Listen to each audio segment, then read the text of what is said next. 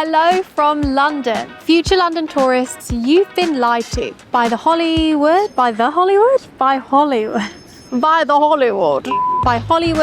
old movies and by TV shows. Oh, don't worry, this isn't a conspiracy video, but there are a few lies that you've been told about us Londoners and my city that are simply not true. So I want to clear those things up and make sure that when you arrive, you are an in-the-know tourist. I'm going to tell you them all, plus the truth. Oh, and at the end, there's one lie that I actually think is kind of true. By the way, I'm Phoebe, one of Love and London's city experts, and I've been living in and exploring London for 6 years. Okay, let's get into it.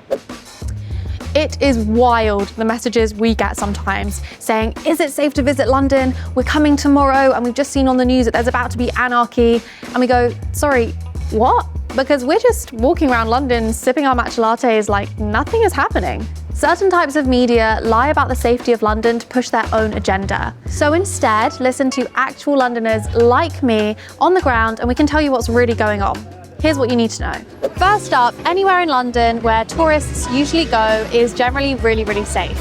Millions of Londoners and tourists go in and out of central London and other touristy places all the time with generally no problems, even at night. That being said, as a woman, if I'm on my own really late, past midnight, I would much rather get a taxi than public transport. Although at the weekends, the night tube is very safe. And because London is a major metropolitan city, theft is a thing. So make sure you keep your belongings securely tucked away from sticky fingers. And if you're walking around and using your phone, pay careful attention because motorbike thieves are known to grab your phone out of your hand and drive away. But London is safe. Now, when it comes to food in London, you've probably heard. Sure, I guess that might have been true way back when British food was boring, beige and bland. But nowadays, London is an international cuisine capital of the world. You can find just about any type of food here and it'll likely be pretty good. We've also polished up our classic British dishes, so they are tastier than ever.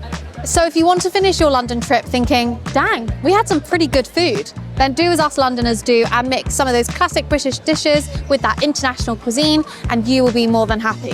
By the way, you can find a ton of amazing restaurant and food market recommendations in our travel guides, just like our casual tourist guide, which is linked in the description box below. So go check it out.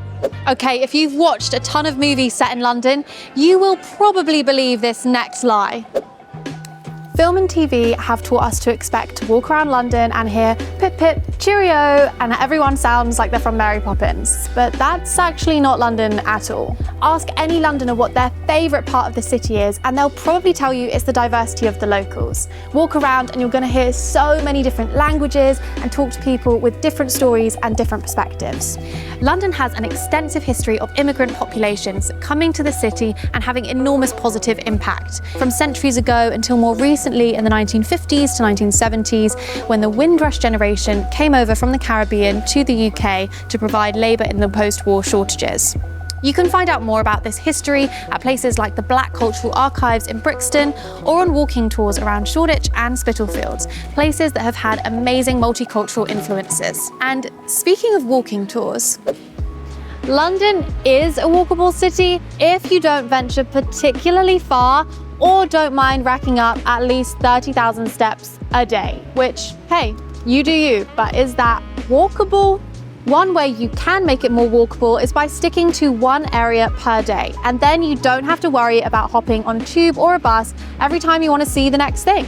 By the way, we give you daily walking routes in our London itineraries, plus digital maps to help you when you're on the ground. Just click the link in the description to grab yours. By the way, if it's your first time in London, then make sure you grab our totally free London 101 guide. It's a downloadable PDF and it has everything you need to know before you get to London. Just click the link in the description or scan this QR code on your phone to get it. Okay, back to the lies. It's so funny how many films and TV shows show London raining literally all the time. In actual fact, it rains about 29% of the year in London, and that's counting days where it rains even just a little bit.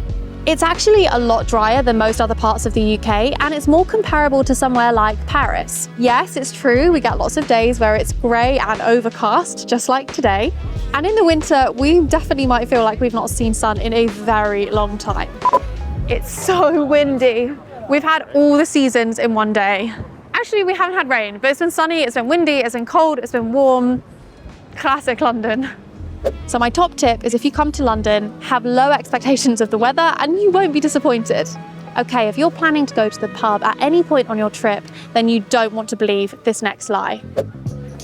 This is a funny one, and it comes from the USA, where the beer is served icy cold. If you want something similar in the UK, you want to get canned or bottled beer, because that will have been refrigerated and it will be nice and crisp.